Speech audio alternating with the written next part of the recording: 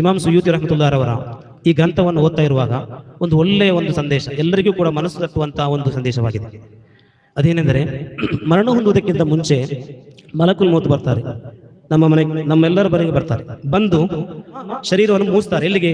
ತಲೆಯ ಭಾಗಕ್ಕೆ ಬಂದು ಮೂಸ್ತಾರೆ, ಮರಣ ಹೊಂದುವುದಕ್ಕಿಂತ ಮುಂಚೆ.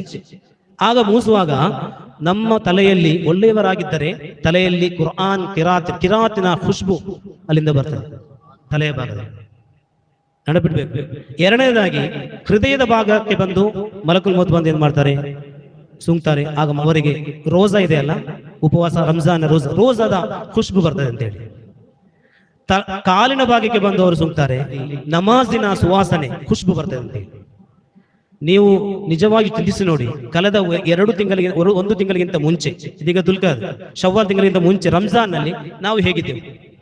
ನಮಾಜ್ ಇತ್ತು, ಕುರಾನ್ ಓದ್ತಾ ಇದ್ದೇವೆ, ರೋಜಾ ಇತ್ತು ಅಲ್ವಾ? ಇಬ್ನ್ ರಜಬ್ ರಲಿಯಲ್ಲಾಹು ಅನ್ಹು ಹೇಳ್ತಾರೆ, ಯಾರ ರಂಜಾನ್ ಸ್ವೀಕೃತವಾಗಿದೆಯೋ ಅವರು ರಂಜಾನ್ ನಂತರ ಅದೇ ರೀತಿ ಇರ್ತಾರೆ ಅಂತ ಹೇಳಿ.